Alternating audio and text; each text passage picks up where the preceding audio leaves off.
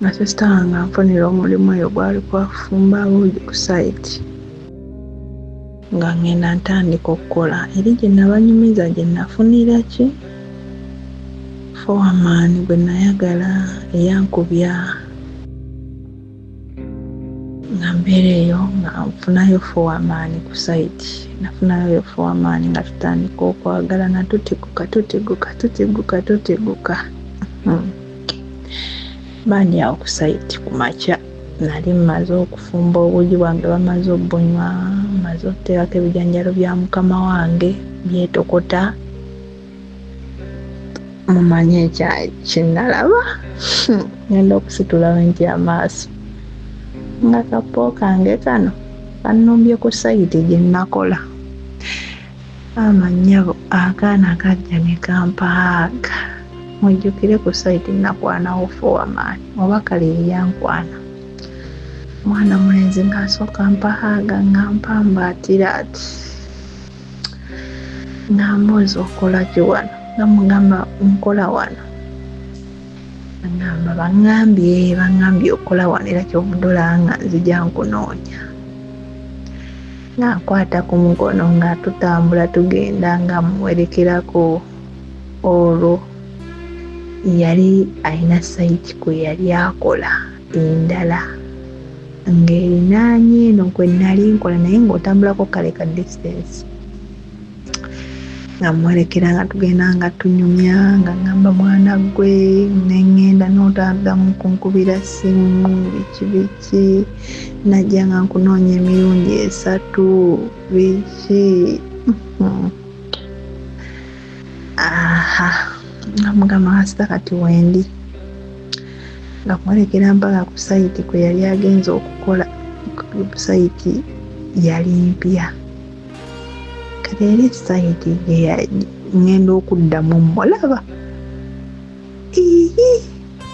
ate nga yakozesa emugamba ate bino byatandika ddi angamba ojja kubitegeera kubanga wetwatuuka kale baali nga ne site eraga yazimbibwako that means yali akola kweno site nga yajja dda ndowooza nga yaddamu nanoonya naye nga abadde tandabanga kuba nze okuntwala ndage site empya gye yali akolako site yali etambuddeko era tugenda otuuka ku site nga bamuyita na inginiya neŋŋamba tufudde omuntu eyali azimba obuzimbi ate nga teyafuuse ddi inginiya natambulira ddala nenduka ku site empya kwe yali akola nenzijukira nti ndi ku mulimu nze nga mpeta nzirayo ku mulimu gwange naye nga nno ono foreman wange nno natandisidde ddala naye natandikidde ddala omwagala naye ngaekimunjagaza ki yali ngampa ssente ate nga tamanyiza po wadde po yali kyali wange nebbanga lyonna limaze nga simulabe nampu yasaagala kukyawa foreman ono muteeso wange yali muteeso akakiraba ekyembi abateeso bagenda ne bagoba waliwo akasajja akaali kakola kwene site kwe nali nfumba kaali katamiivu nga buli kaseera kaba katamidde ne bakagoba kati ate we bakagoba laba kagenda ewapo akawa omulimu lwakya lumu nga mala okukola wano ku site kwe nali nkola laba wentambula neŋŋenda eri ku site yapo mulabeko akasajja bakayitanga nakanankole mbukanankole we bate bamuyitanga akasajja tekankolako olugambo ewapo nga kamugamba mbu oyo yayagala dda abateeso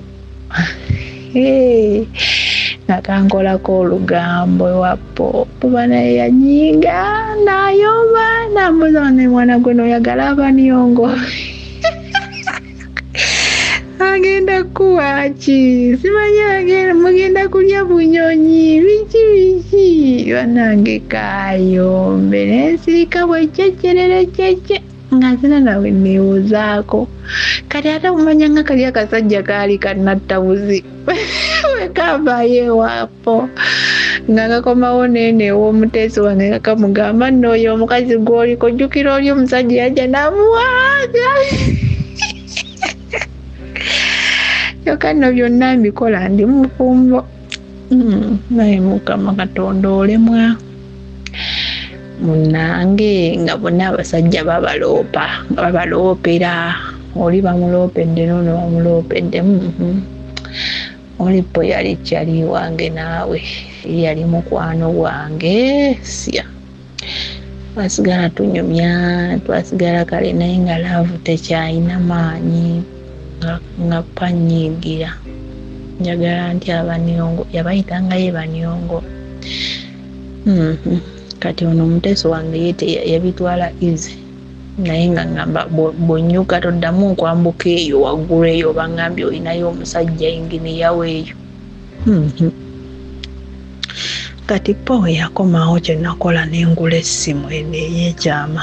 Bw'oba weetaaga ebibajje eby'omulembe Aisha Najemba Furniture Mart ebbanda ffe ansa tukola buli kibajje ky'omanyi ng'oggyeko coffin tukola entebe ebitanda emmeeza sideboards TV stands furniture w'amafumbiro nga byonna bikolebwa mu miti egyalagibwa ku Aisha Najemba Furniture Mart ebbanda okkirizibwa n'okusasula mu kibanja mpola okumanya ebisingawo jangu ku showroom yaffe gaggadde esangibwa ebbanda opposite n'ekipande kya Nabisunsa Girls oba yogera ne Hajat Aisha ku noti 7 noti 5 nkaga mwemo 94 noti 3 Aisha Najemba Furniture Mart ebbanda abeesugwa mu nsika ya furniture naye nga ngamba bw'onyuka toddamu okwambuka eyo waggulu eyo bangambye olinayo omusajja engini yaweeyo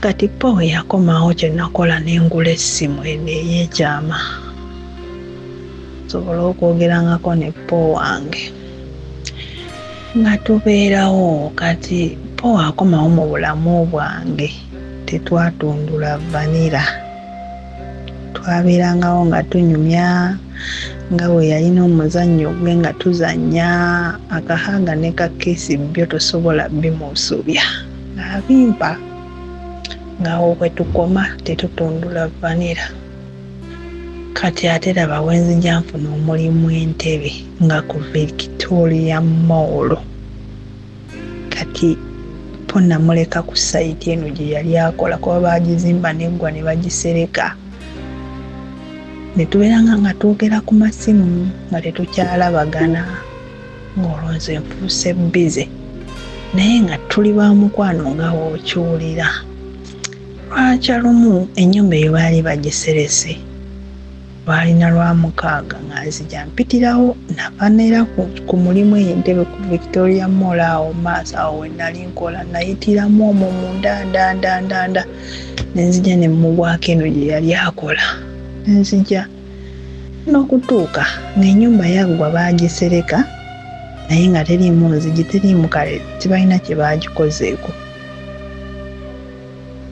baalina bibaze okwo mwalimu engeri kale mwalimu mu nnyumba bye baali batereeza kwanjukira nnyumba eno baali bagikola finishing kwolwo we najjira naye nasanga ewake mweyo ennyumba nga mulimu abantu ababeeramu bano nga bunogamba nti abantu tebalina wakubeera abasula mu bifo bakiyita kifulukwa kubanga ennyumba teriimu nanzigi ennyumba teyalimu nzigi teyalimu madinisa nga omanyi omesaso zimwali mulabyeko zino ennyumba z'estate ng'ezibeeramu estate naye nga tezinnaggwa naye nga zibeeramu bambi bano abantu aba batalina wakubeera abazisulamu kati nze ngenda okuddamu labagana ne po ku sayiti eyo kuba nali ndudde omulaba kyekituufu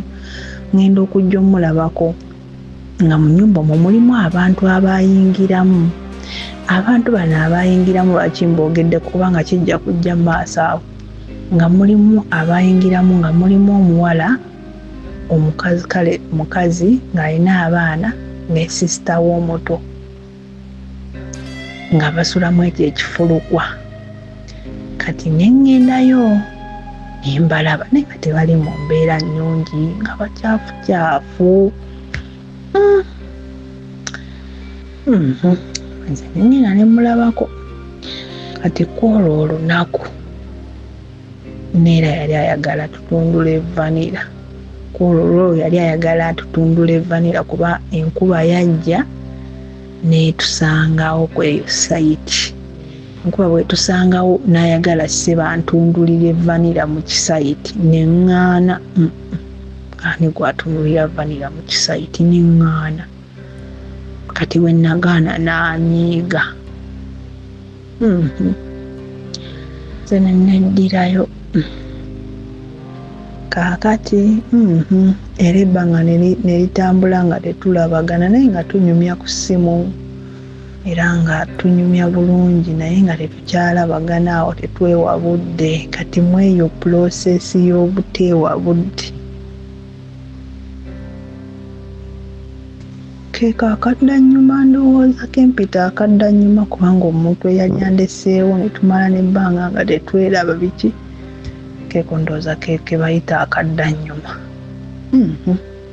Kati nze omulimu gutuuka ekiseera guggwawo entebe gye nali nkola nga naye sayiti yayimirira.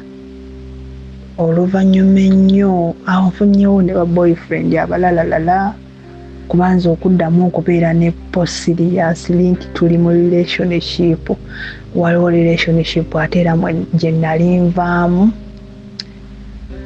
eyali omusajja era naye yali ambuzeeko ebyo ebyekisibo ate ye yali ambuzeeko na bubuzi kubanga eyo relationship twali tunyumya twali from nowhere kuba omusajja ono nkoma okwogera naye yansindikira ssente z'enviiri kwe twakoma okunyumya kwolwo omusajja n'ambulako Mr. Sozi yambulako from nowhere. Naye ng'oli omusajja no naye yali andabiridde bambi olwo nga nanobayo naddewo omusajja sitole ngibuusebuuse nga nanobayo ddewo omusajja nafunayo ba boyfriend abalalalala awo. Kati ono gwe nali naye mu relationship yali ansindikidde ssente z'enviiri ngenda okuddamu okumukubira essimu nga teziriiko. Banaye nabeera depressed. Omanyi okubeera from nowhere omuntu n'otaddamu muwuliza nga po waali naye nga tetukyali nnyo seriously nti ankwana biki nga tubeera awo ne tunyumya ng'abafurendi kubanga nga twagalana naye era twalina friendship ey'okuba nga tuli ba friendship. Kati munange nali heart broken olulenzi lumbuzeeko from nowhere nga po ankubira essimu nga mbuuza oludda wangafunye n'ogwo omulimu gwe nalina gwe nabanyumirizaako gwe nali nkolako okukola ewaka olwo nali nguyina nga nkubira essimu nga mbuuza oliwa nga mugamba ndi eno ku mulimu nga ngamba jangu eri ku sayiti gye nali nkolako nga mugamba gy'oli konze nga ntambula ngendayo. Kati mu kugenda kweyo sayiti nagenda okutuuka ng'ennyumba bamala dda ogikuba pulasita yonna then nga bazimba kikomera nga bali mu gizimbako kikomera naye ebyo ebiseera byonna nga bamuyita inginiya ng'era takyakola na nnyo abeera awo kulabirira bakozi kukola ki. Kaakati mu kuddayo nga bazimba ekikomera eyo sayiti ngenda okutuuka nga kino ekyana ekiwala ekito kisisita ky'ono omukyala gwe nabagambye nga kirina omwana omuto bebi. Ngamba yiyi era ne mugamba po bannanga abasajja batemu ani afunisa ono omwana olubuto. Omanyi omwana eyali omuto ng'ali awo mukyafu atambuza n'ebigere. Namubuuza oba kati ani yafunisa ono omwana olubuto. Kati omuwala oyo yali amanyi kuba nagenda wooko bifo wenna banyumirizako nti nagendayo nayagala tutunule vanira neŋŋaana yandaba era yali amanyi kati nze nzirayo ng'azadde yantunuulira bubi ate omuwala eyali amanyi ng'ate twali tunyumi naye ate ngenda okuddayo ng'afaananidde ddala bubi afeedinza ali awo mukyafukyafu omwana munnange nga mubuuza oba ani yafunisa ono omwana olubuto ng'abeeraga awo naabo baleke nenzirayo ewaka nayinayo obugatto nembumuleetera nemuwa n'essente awo bannange omuwala yankuba obugatto neŋŋamba atona obusungu abugyewa ndaba atambuza bigere mwetedde obugatto ate abunkuba nga n'essente azikwata ng'azinkuba aŋŋamba ye tuli ku kiwano senga nsirika oyo omuwala yali afumbira abazimbye emmere nga po amusasula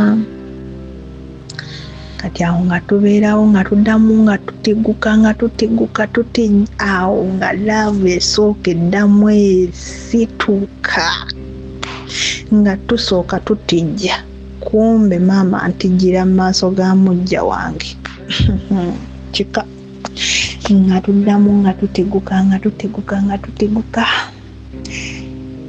naye ekyanneewuunyisa ono mulenzi po yali apangisa mukono nze bwe nali mmanyi okusooka wali we twabeera mu laavu ey'ekimemettule yali abeera mukono buli omu yenna ajja kuduuka akugamba blankets zaadiba leero njagala balaga nti blankets tezaadiba blanket kyekintu kyotwala n'obeera nakyo emyaka 10 n'okusoba n'okoowa n'okigaba n'abazzukulu ne bakikozesa kasita oba oguze original blanket original tunula ku blankets zino bweziti blankets zino ogikozesa emyaka n'emyaka esigala ng'eringa bweri wano ku Macy's Quality Beddings osangako blankets eziri original banange tuyina blankets ennungi ate wano ku Macy's Quality Beddings tubeera ne blankets zonna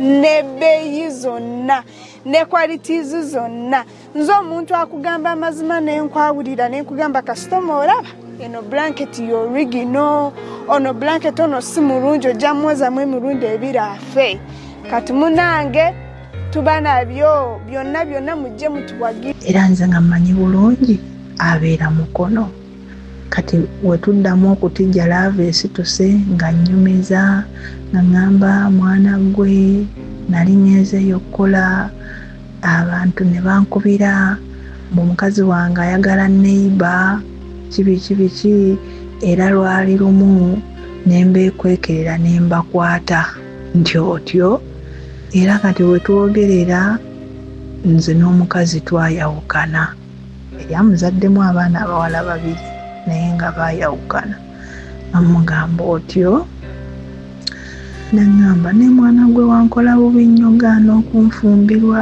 n'abeera ngaawo nga ŋŋamba wankola bubi nnyo mwana gwe ogaana okunfumbirwa nemugamba kaza kati tuli kitole baana mwe nga po yafuna ssente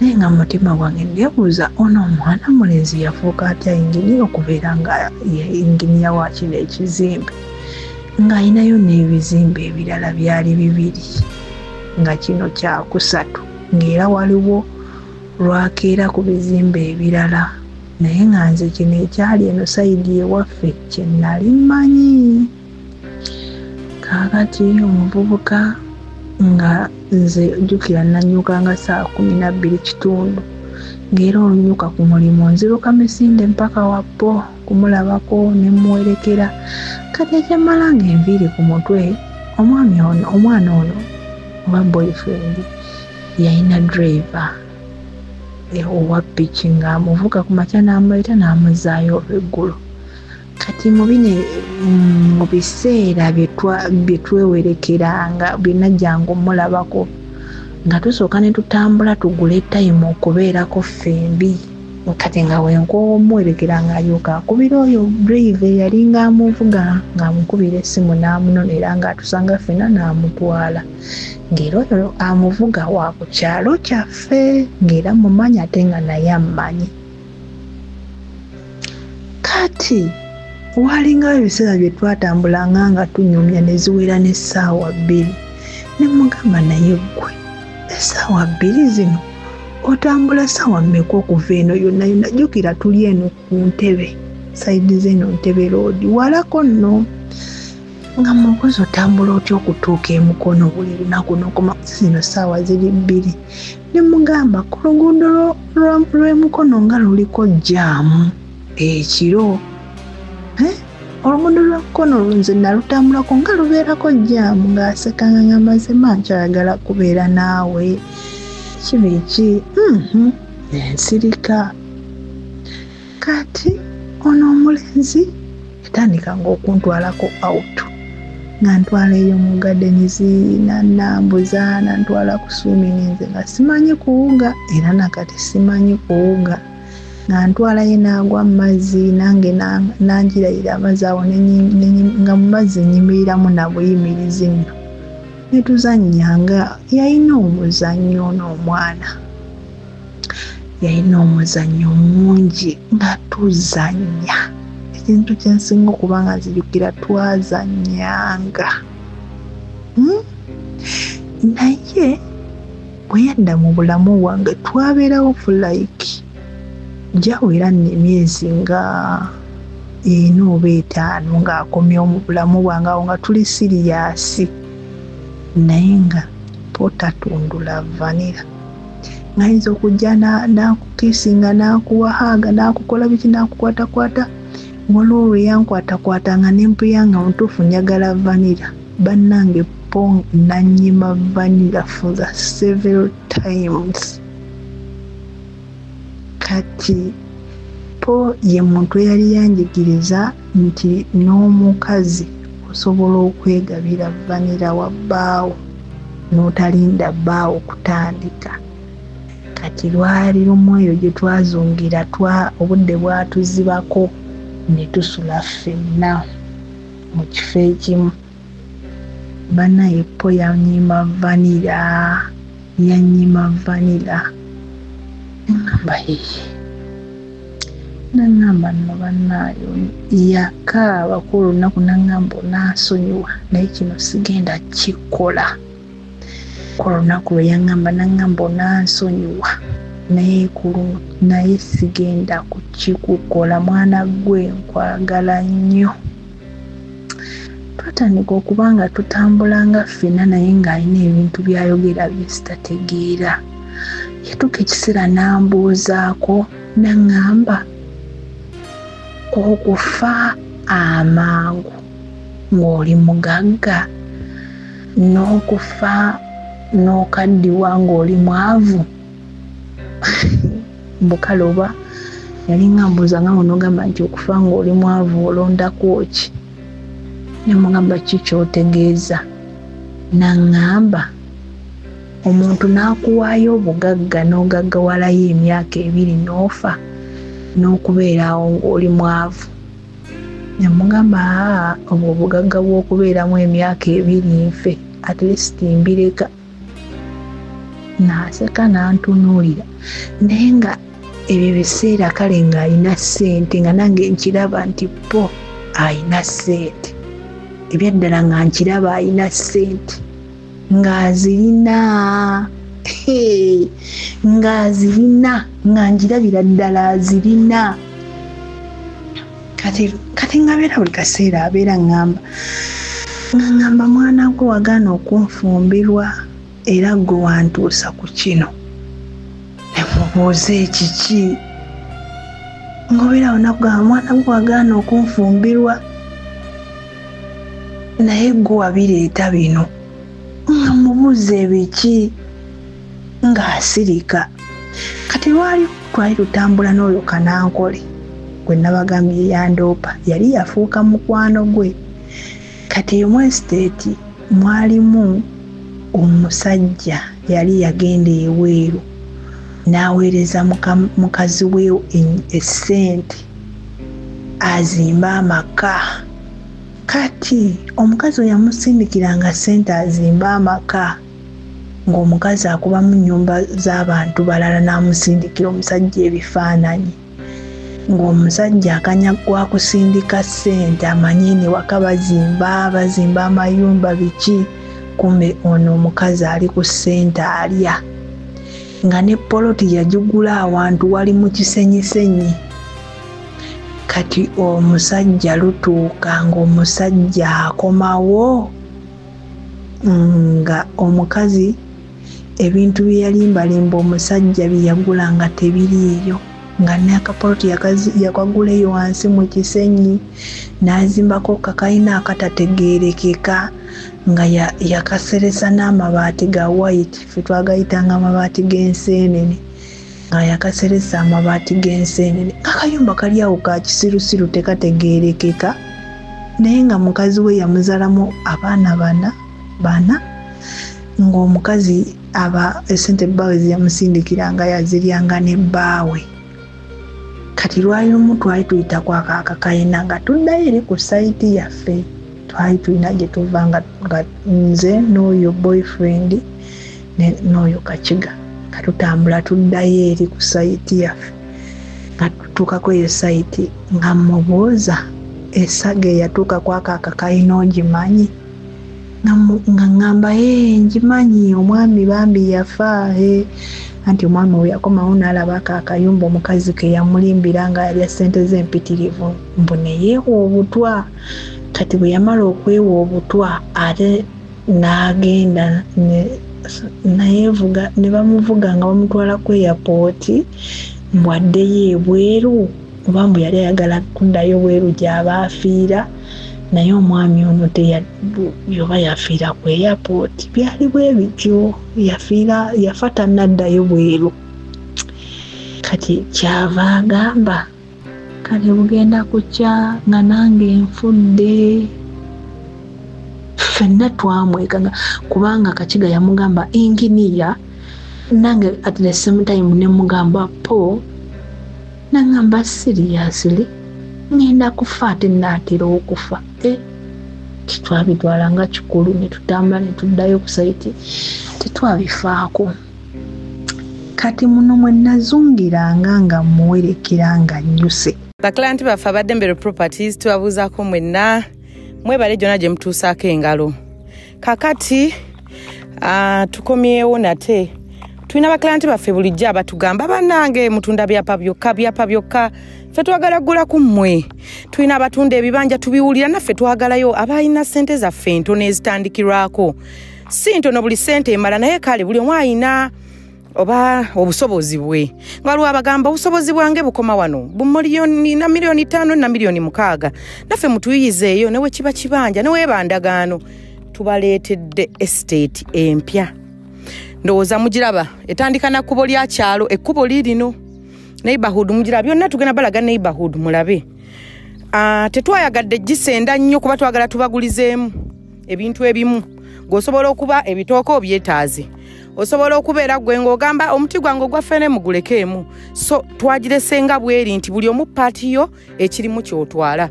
Gwasalawo nti nza saagala mu muwogo. Gwasalawo nti nedda saagala mu ffene. Gwasalawo nti omuti gw'omuyembe ogwo mugugjeemu. Nedda. Naye nga estate nnungi nnyo, 5/5, naye oli wadde mbogamba anze njagala 5/5 njagala 5/5 oba emu. Bannanga bamanyi bulungi size y'ettaka. Nkimanyi bulungi mumanyi nnyo 5/5 etegeeza ki. Okimanyi bulungi oteekako amakaago bulungi n'osigazaawo ne compound yo osobola oteeka emmotoka, abasinga mwine emmotoka zammwe. Nkimanyi bulungi 5/5 muzimanyi. Neighborhood nungi, masanyaze mazzi weebiri. Abamu mubuuza nnyo nga tewali banneighbor, kati temunnaba kujjagula banneighbor n'abajjawa. Awo mbadde nsaaga mu banneighbor weebali. Era mugenda kubalaba weebali. Obusukka kkuba eri gye bali kubanga wano walina kuba wammwe mmwe mulina oggulawo. Saagala muŋŋambe banneighbor nga wano tebaliiwo. Estate muwulidde empya. Kitegeeza mudduke mangu mugule, mutandike okuzimba. Ndagaano 5/5 ku milioni okutandikira ddala ku milioni 5 n'okwambuka. So woba omanyi musawo yoweza milioni 5 tunoonyeeko. Neighborhood tugenda gibalaga yonna eri yonna mulaba amayumba. So mutukubireko ku namba zaffe mama nga oziyitawo. Tubeerawo ku office zaffe okuva Monday paka Saturday. Esimu zaffe nga bulijjo 0752110514. Onoonyaako nkubirako bane ku WhatsApp. Abasinga ogamba nakoleza message oluddewo okuddamu kati saawa zino nzuuno mbanoonyeza birungi. So eseti yaffe gye mbadde mbanyonyolako empya ey'endagaano 5/5.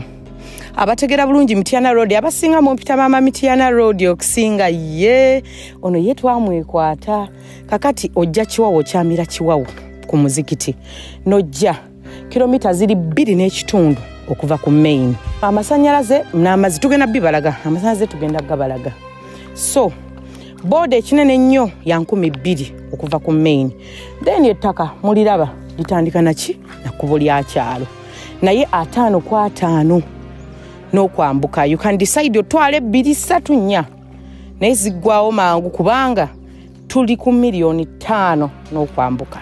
Kati muno mwe nazungiranga nga muwerekera nga nnyuse lwakyalomu bannange emmotoka yajja emisinde yali etutomedde nga ndi naye n'alyoka aleekana n'ansindika bannaye nagweri naye n'agweri teyatutomera n'atya bannange yatya kolunaku natya nenkankana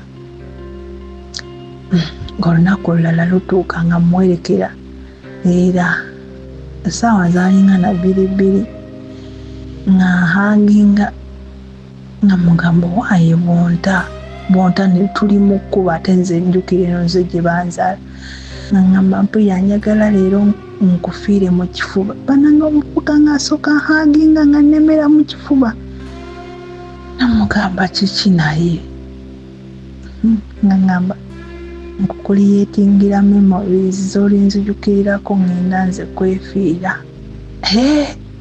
bannange nemugamba gwe noppo nemugamba wali oyagala kumpasa nde free munange gira ompase nga mbuuza oyagala kubeerawa nga mugamba ekitundu mwe nali njagala ngamba ekyo ekitundu sobola kikupangisizaamu nnyumba nga mubuuza lwaki nga ngamba nze saagalayo nga ngamba mpozi nga nkupangisiriza mu kiri ekitundu ekirala kati ekitundu ekirala ekyo kye yali aŋŋamba okumpangisiriza nga kiba kyalomu ng'ate bw'oba ovudde ku kyalo kyaffe kyoddako emabega ng'odda mu byalo nemugamba ng'ani abeereyo watalina masannyalaze n'ansekerera n'aŋŋamba gwe weeroboozi obanga oyagala okubeera eyo nga nkupangisiriza awo wonna omukulu tukola byonna bye tukola ankwatirira ampaaga ankisinga oli mwana mulenzi ng'awoomewo okukisinga naye nga tatundula nange vanira nga tubeerawo nga nze ndi mulaavu empitirivu ate munange talinamu hati buleeke ndinamu kuhiiringa nzizeeye wa boyfriend wange omukadde nnaku ki vanira nkimanyi yalina vanira asinga mu nsi eno okuwooma ate waali kiki ekigaana vanira tujja tutundula mpapaki naye nze nali namanyi otundula vanira buli lunaku nga kinnuma mu mutima naye nga sirina kyakukola kati bwe namugamba n'atuula mu luguudo wakati n'atuulaawo emmotoka zaalwawo nno okujja ne tubeeraawo ng'atuddeawo mu kkubo wakati tunya n'atambula n'agenda n'olwo kati olunaku olulala lutuuka nga neera tutambula tugenda ffenna kwegamba emmotoka yajja nga ndabira ddala nga eva n'amaaso gye tuva ovangako okubanga emmotoka ekutomedde eva mabega naye emmotoka yajja ng'eva n'amaaso gye tutunudde. Bannange emmotoka yali etutomedde. Yabuuka yankwata nera ne tubuka ne tugwa eri mu luwonko. Emmotoka neetuyitako bweswe. Kwolwo olunaku lwe yaŋŋamba toddamu okumperekera n'ontuusa ku kkubo. Temubuuza lwaki bbo. Naŋŋamba oli mwana muto. Abaana bo bato. Yaŋŋamba baby Irene, oli mwana muto. Abaana bo bakyali bato nnyo. Kubanga jjukira ebyo ebiseera abaana bange bonna nali mbeera nabo nga nze mbalabirira.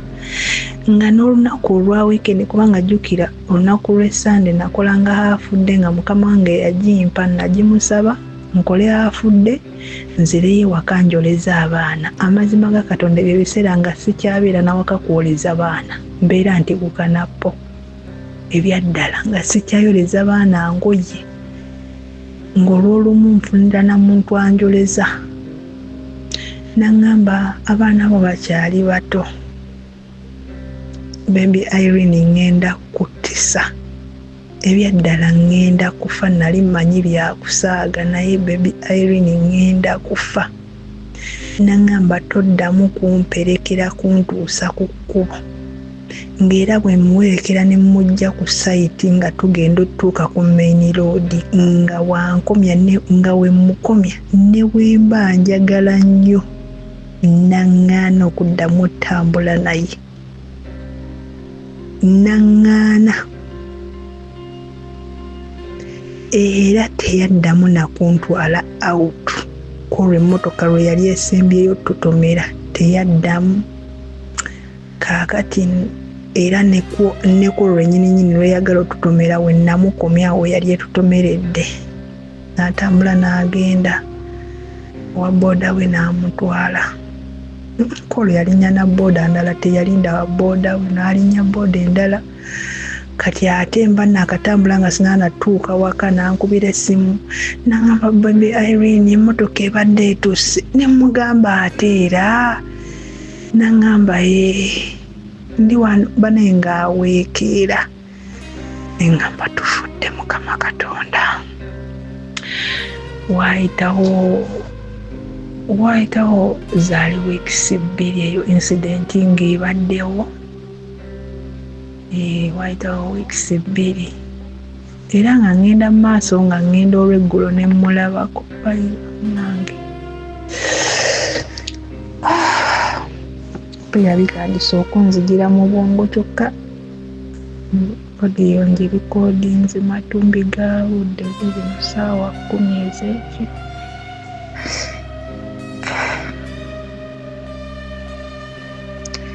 Nayeebaka leero nga mpulira ntandise n'okutya wentudde.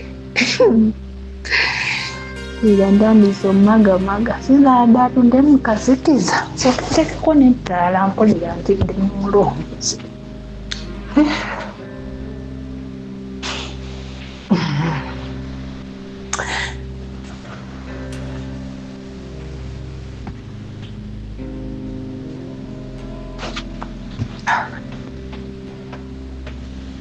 Mbosooka lwaki njirineza kiro.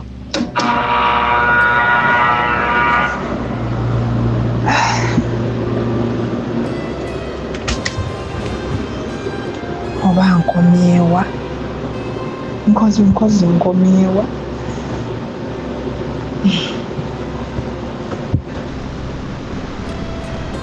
Lwali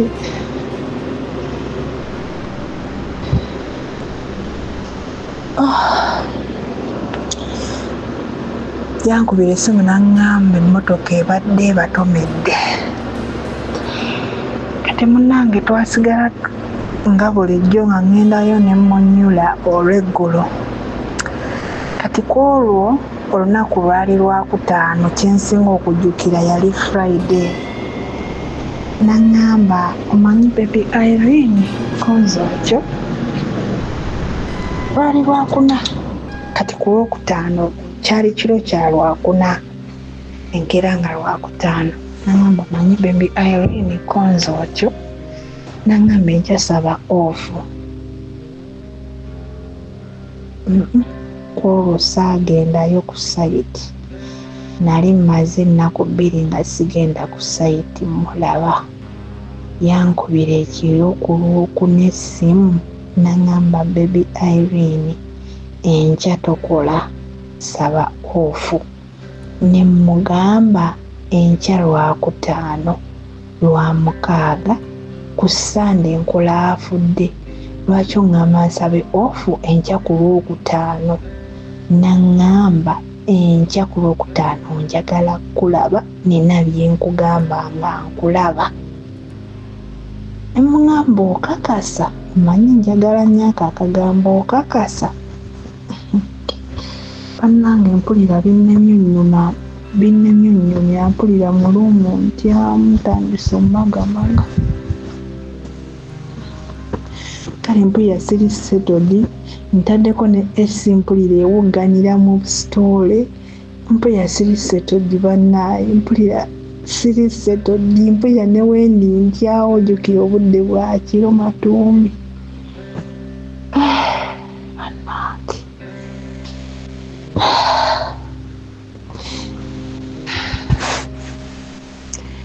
yankubira essimu nangamba enkyatokola nangamba gwe kabebi Irene enkyakugambisa ba off tokola ojje nina kyenkugamba mugamba okay as you wish mugamba sigenda kukola ati yankubira ku makya essimu nambuuza nangamba baby Irene oliwa koze ndi waka nangamba togenda kukola nemugamba atuba wangambye sikola olina kyongamba nangamba mbu omanyi waliwo akatogo k'amatooke ofumba amatooke then nosiika banaye simanyi banasobola obibanyumiza mpulira ntandisa okukankana mpulira magamaga buli wamu yankubya essimu nangamba embu nno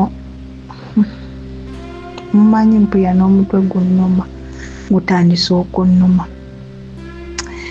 yankubira essimu nangamba mbwayagala kulya akatogo k'amatooke naye nange akatogo k'amatooke k'enfumba ng'osiika bbiriŋŋanya ng'otaddemu entula ng'otaddemu mukene n'obisiika then n'oyiwamu n'okola akatogo kakati nangamba mbu baby Irene ogenda kunfumbira ebyo ebintu konzoke nangamba naye leero mane nsaba gwaba afumbira abazimbi bange mugamba isoke nangamba naye yimirira awo kukubaawo wennyini oninde ndi mu kusimbula nzija twambuke ffenna ku site nemugamba lwaki nangamba gwe beera awo ninde nzija ninye boda kati yambuka ku dduuka ogula ebintu wonaamalira okugula ebintu byonna n'obikuŋŋaanya nja kuba nkoze eki banaye simanyi oba ndina mu binyumya bulungi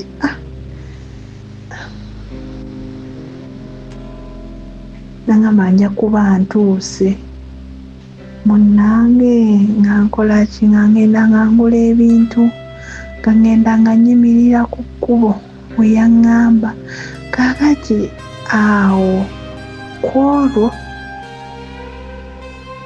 we yajja namulaba nali nyimiridde ku kkubo kati eryekkubo baali bakola luguudo lw'Abachina olupya express highway gye baali bakola nga bamaze n'ogiyiwa kolansi sijjukira baali bagimaze ogiyiwa kolansi naye nga tebannagiteekamu guno oguntu gwe baateekamu wakati baali tebannagussaamu ogwo oguntu kati ebyo ebiseera nga tebanateekamu ogwo oguntu abantu balinga bakozesa olwo oluguudo n'ababooda. Kaakati eri sayiti we yali eri kumpi n'eyo express highway. Kaakati awo nga bw'ova ku express highway nodda ku erikubo kutwali tuyita twambuka eri waliwo engeri y'ekikko then n'oyambukamu bw'oti. Kale nga walina engeri gye wakkamu bwe bati ne wamala ne wayambukamu osobola otterera mu kkubo eridde eri. Munnange kati nze nali siyimiridde ku kkubo ly'abakyalina kwennyini. Nali nyimiridde ku kanaaka nga onogamba nti bw'ova mu kakkokko bw'oti oba ngeze ntya. Walina engeri gye wakkangamu we wati ne wamala ne wambuka naye nga si kintu kinene nnyo ate nga si wawanvu okuva ku kkubo okutuuka awo awali akakafunvu kuba kwako akafunvu nze kwe nali nyimiridde nga ntunudde eri mu kkubo gy'agenda ofubutuka. Mba ndi awo nyimiridde bwenti ngenda olaba omwana w'abendi ajja. Bannange Polo yali simaati. Bannange Polo yali simaati. Nga mulaba nga ajja bulungi bamuleeta ku booda. Nyimiridde n'ebintu byange bye yali antumye bye ngenda omufumbira. Maama yatuuka bulungi nnyo n'ava ku pikipiki. Kyenzinyukira obulungi omuntu eyamuleeta Polo si ye yali driver we eyalinga amuvuga. N'ava ku pikipiki bulungi nnyo nga mulaba. N'ajjayo essimu mu nsawo yaginyikako for only like 1 minute or 2. N'akwata mu nsawo nga mulaba ajjeyo ssente asasule omwana wa booda eyali amuleese. Mr. Sos. Emmotoka nze nagiraba Sinotrack yali eva eri nabo gye bavudde kitegeeza yali ebava mabega. Ono ali wano alina mu kusasula wa booda nga onogamba nti muyimiridde ku kkubo ebbali osasula muntu agende. Nze n'emmotoka yajjanjiraba eya Sinotrack era nga nabo mbalaba bayimiridde. Omwana mulenzi bwe yava ku booda bw'ati n'antunuulira n'asimayiringa nga bulijjo. Kali kasimayiro ke yampa olunaku lwe yasooka okundaba. Mr. Sozi ke kasimayiro ke yanteerako nga nyimiridde mulinze. Mr. Sozi emmotoka yasaabalapo mu maaso gange nga ndaba wenti. Newenzibiriza nkiraba. Emmotoka yabasaabala nga tebalina muvuga nga bayimiridde ajjayo ssente alina muzibala kusasula wa booda. Mr. Sozi emmotoka yakuba omwana w'abantu.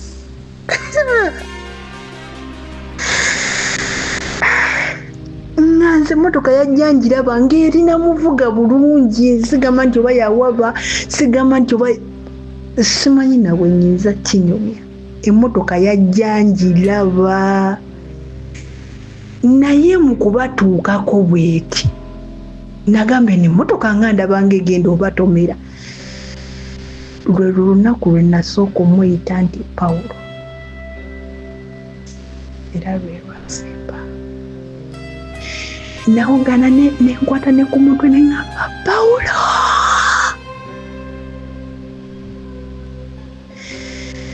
Tasoze emmotoka yatomera abaana b'abendi. Emmotoka yatomera abaana b'abaandi nga ndaba wenti ku katunumba kwe nali nga mulinze twambuke kusa. Emmotoka yatomera abaana b'abaandi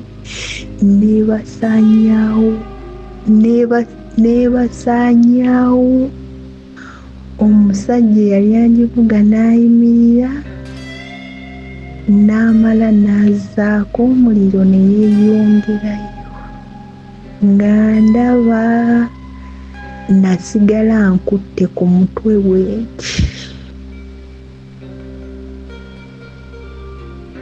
bwenti nga wengukutteko kati.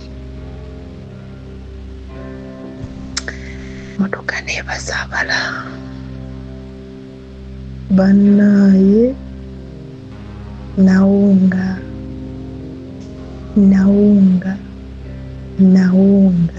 nze nawunga.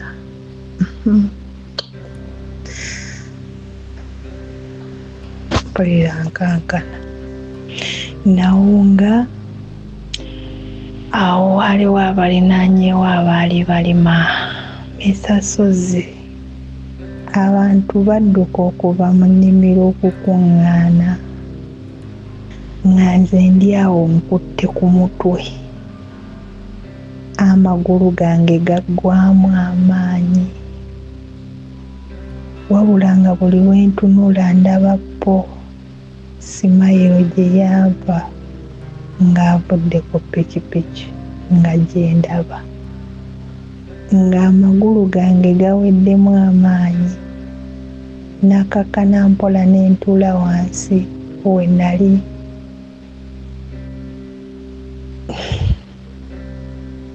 Misasozi.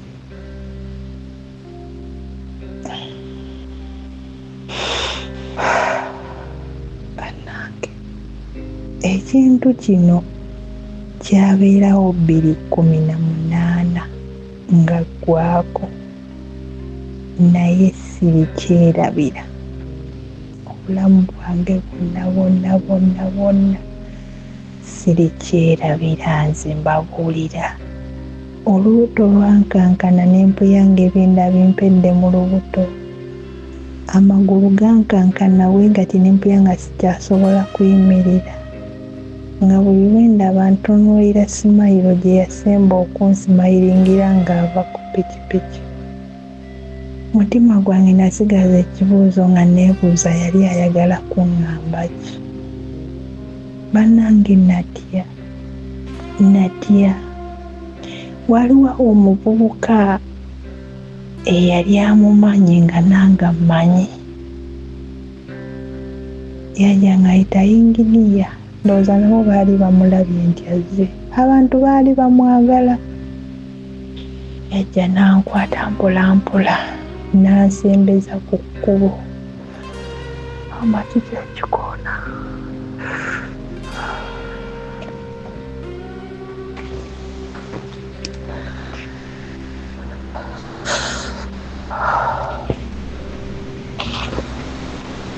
Amakikya kikoona.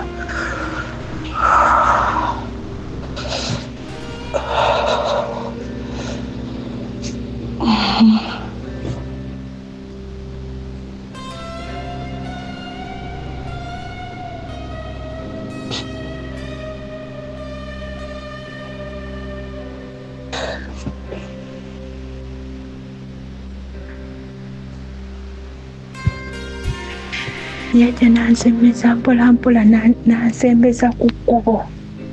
Misasozi ng'abaana b'abendi baakutuse nga baakutuse amagulu, baakutuse emikono, wabula nga mpoya kimu abantu bagamba mbu obwongo bwayiise.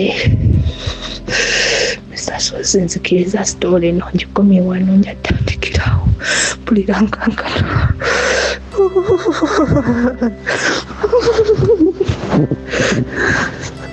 Oh, ay. Pawulo afuuse Pawulo oba Paul afuuse Paul. Mu kitundu kino ekyokubiri nagambye nti story neyina ebitundu bigenda kubeera 3. Waliwo byenzikiriza nti weetaaga nnyo okubimanya mu kitundu ekyokusatu. Tulabye sister ng'afuna foreman ate amuwa ku kasente ak'amaanyi. Abaagalwa nabategeeza ebigambo bino njagala mbe nga mbiddamu. Eriyo situations ezimu ng'omwana ow'obuwala kye weetaaga mulimu. Your pressure okufubako kwonna nga mu mbeera eyo wandibadde onoonya kyakukola lwakuba omutawaana ogumu nti ate abaana ab'obuwala abamu relationships ezimu muzifudde employment. Mu kitundu ekyasoose nabagambye nti abawala abasinga tebatwagala laavu, si laavu. Omusajja okubanga akutaasizza n'akuwa ssente z'enviiri, ekyo n'osinziira ku kyokubanga omwagala kubanga ssente ez'enviiri singa enviiri obadde osobola okuzeesibisa. Kirabikanga ekitategeereke kuba kukola sense, kyetaaga kufumiitirizaako kiwobudde. Sister ezimu ku nsonga alaze nti ate foreman yali amuwa ku ssente ezisinga ezooli, kati ate bwe yagattako nti ate n'olina okubeerawo taliiwo. Kamu okubonera obulaga nti waliwo emikisa egy'okubanga bakyayinza okukusigula nnyo. Kambabuulire, abaana ab'obuwala olwaleero ensangi zino abafunye omukisa okukwata ku ssente, kyova olaba bw'obeera eyo gy'obeera, oli ku kyeyo, oli mu kiyumba, oli mu Bungereza, oliwa, waliwo ebigambo ebitakuwalula. Kati omusajja okuwa ssente z'enviiri ekyakibeereko akiyimbe omusinze nga Katonda akatono, nedda. Waliwo ebikolwa by'oyagala okulaba mu musajja kati. Ebikolwa, enneeyisa ye, engeri gye yeeyisa mu bantu, engeri gy'afa ku baana be wamusanga n'akaana kambabiri, engeri gye yeeyisa. Olina ebintu by'osinziirako okwegomba omusajja n'omwagala, kyova olaba owunzika nga akakati ebikulya si ssente. Timwagenze n'omusajja ku kaddeeti n'akuwa $50,000. Abamu kibanyiiza ne ba turn off n'agamba ngula ku ki. Eno si diversion, kikyagezaako okwagala okuyisaawo. Waliwo abawala batuusaawo ng'alina ensonga kakati ez'amazima z'ayinza okusinziirako okukkiriza omuntu, si kubanga amusasulira renti. Abawala abamu ebizibu byabwe renti. Buli amulaga obusobozi bw'omusasulira renti n'alowooza nti afunye omusajja. Abawala babazaddemu abaana, yakuzaalamu omwana n'adduka, kakati bwazzeewo omulala n'akulabikira ng'akuyamba ku mwana n'okitaputa. Njagala kubuulira nti ate abasajja abamu bakimanyi nti n'okubaagala temubaagala, naye ajja ng'azze kukozesa bukozesa. Kakati n'otutunuulira abantu babiri nga bali mu kwekozesa. Ono amuwa ssente okusinga ku Paul. Kati foreman wano yaliko, ate kati Paul n'okuba taliiwo, tufunye amusinga. Oba oliawo yali akola na jjaamu. Eri abawala abagamba nti yes, ovudde mu bulamu bwange naye obadde okola na jjaamu, naye waliwo abava mu bulamu bwo nga balekawo ettuli eddene nga si jjaamu, nga baleseewo omuwaatwa gw'ogenda okutwala emyaka n'ebisiibo okugukavalinga. Mbigamba omuwala, mbigamba omulenzi, si buli muntu ava mu bulamu bwo nti omuwonye. Njagala okkirize kwekangabiriza, waliwo abava mu bulamu bwaffe n'oddira ddala emabega. Katonda y'ayamba, naye nga gye bakusudde kiwonvu, kiwonko. Kale nno munnange tokyamukanga ng'owulira bye boogera abantu. Abakazi mbwa bw'akunyiiza ng'ogoba ng'ofuna omulala, ojja kujjawo oyo omulala alijja agenda na bulamu bwo. Lwaki omusiguze bwe yamanya nti Irene alina omusajja omulala, tewaaliwo nnyo kyamaanyi, yasigala akyaliwo. Njagala okutunuulira bombi. Paul akizudde nti waliwo foreman. Foreman akizudde nti waliwo Paul. Njagala mutegeere ebigambo bino. Abakyala, abaana ab'obuwala, abasajja abamu baabafuula restaurant, baabafuula amabaala. Bw'oyingira mu bbaala, oyingira okunywa omwenge, okulya ebirimu, otambule ogende. Bw'obanga ofuluma bw'oti ne wabaawo gw'oyisiŋŋanya naye ng'ayingira, tekikulya kubanga oli okkiriza nti eri restaurant, liri bbaala. Abaana ab'obuwala, abasajja abamu bwe batyo bwe batwala. Kyova olaba ategeera akwagala. Naga kati kakati bwamwagali era naye si nze mmusooseeko, kandyemu byendya. Ekiyaye ne kikumeketamu bye kimeketa, ne bwe kizuula nti waliwo omulala akumeketa, babula kukola mukaga amugamu wayi kakati gwe twewe buwibudde, ogenda ku makya, ogenda kawungeezi, tuswikinge. That is how men cheap bwe babatwala okubeera. Omusajja akwagala bw'azuula nti olina omusajja omulala n'asigalawo, muve ku biri bye nayogedde nti omusajja wo yakuwasa asobola okusanga ng'okoze ensobi nga naawe oba oliawo bwamusanga nga akoze ensobi n'ogamba okusinza ku situation era abamuyaya n'ogamba musajja singa akkiriza nti nsobi naye obuzibu anjooga alagira ddala nti ekyo kyakoze kyalina okukola, it's normal shit. Naye n'ogamba nti musajja wange n'okwadde ensobi naye olabawo okudde okukakkana akkiriza nti nalumiddwa, olabawo ekyo agezezzaako okulaba ng'atereeza ekyo oyo mulala njogera kuwona akusigula n'akimanya nti waliwo n'omulala akusigula nga bakuliko babiri nga tetubaze oliwo waka gw'olina ali official ne basigala nga bakuliko. Bw'oliba olimu akategeera n'okitegeera nti bategedde ne basigalawo n'osigala ng'okyabaagala bo basiru naye ate oba musiru nnyo okubasinga. Tewasooka kutegeera nti batemu kati okitegedde nti batemu. They have no good intentions with you, so they're just using you. They don't care. Oba okitegedde abyeyogezagezakaawo n'akwetonzatonza naye ku mutima gwe ng'akimanyi nti ebyo tebimulya kubanga naye nnyinyi ali mu kubba. Kino kinywero bw'oyingira nywamu gw'onywa tambula ogende, bw'okeera enkya ng'owulira ekinywero okyetaaga okugyamu gwekakasa nti ekinywero weekiri ng'ojjanga onywa ng'ogenda. Abasajja abamu bwe bato babatwala nga nzizi nti buli omu asenamu ne bw'asanga eyakava okusena ewuwo era asena. Toli wattunzi, tosiruwala nalumaga. Bakulaba nga luzzi buli omu agira ki, buli omu anywamu. Si gw'osinga okuwooma ku kitundu nti bakunoonyaako kuwuma luzzi. Okujjako ng'osazeewo osaaviisinga ekyalo. Tujje nga n'okugogola tukugogole tukole bulungi bwansi. Ninjala kutegeeza omusajja akusigula bw'ategeera nti waliwo akusigula ne bw'aba abadde alina ebigendera birungi ajja kujjamu obwesige. Alina n'obutategana kulwanira kuba ajja kugamba nti ebirungi babirwanira. Bino byenjogerako birala kibi nnyo. Ensonga ey'okusatu,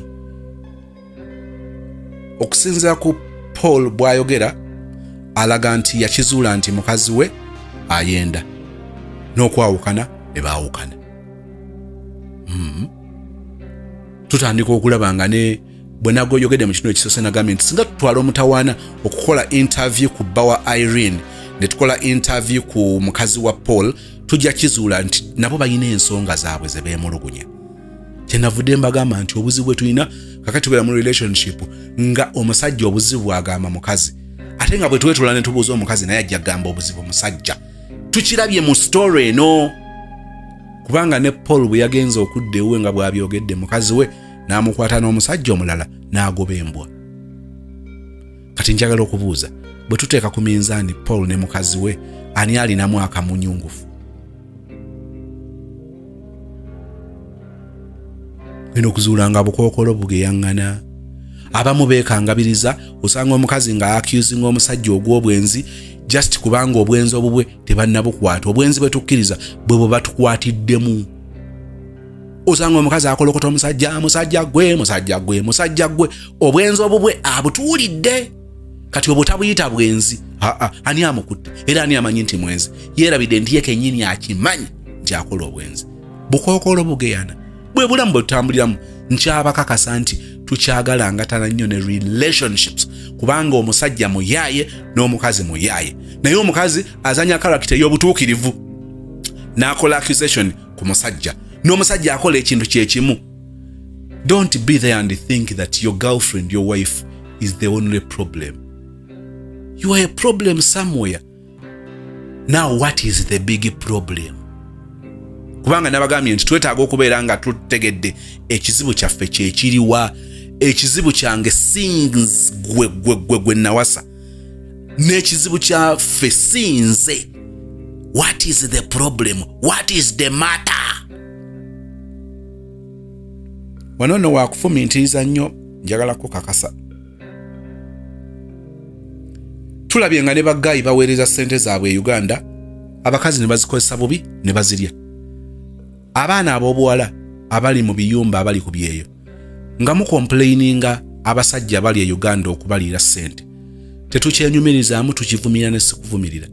Nenjagala obbajjukiza nga mukaaba waliyo n'abasajja abakaaba. Don't generalize it. Don't crucify men alone. This is happening ku bakazi ne ku basajja.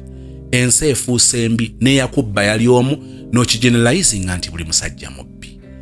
Eyakwendako yali omu okitadde ku basajja bonna, okitadde ku bakazi bonna, ti abakazi bonna mbwa. Embwa wali neegi. N'erinnya lyayo tugimanyi, n'ebifaananyi by'embaga yammwe twabiraba. Eyo y'embwa. Abaffe si mbwa, abalala si mbwa, bannyaffe si mbwa.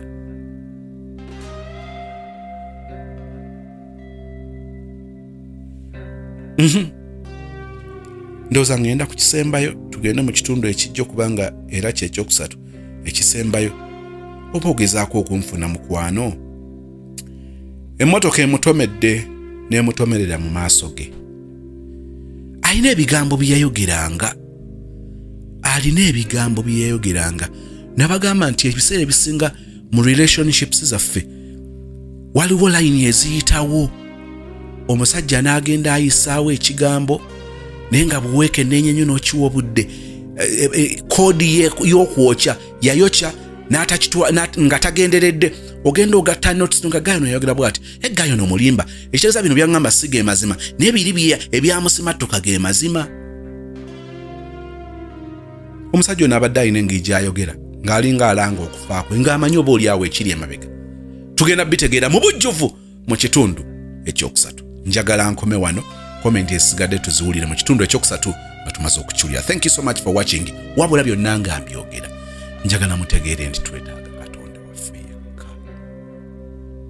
Bw'obanga otegedde nti relationship abasajja bakaaba nga beevuma abakazi n'abakazi nga beevuma abasajja.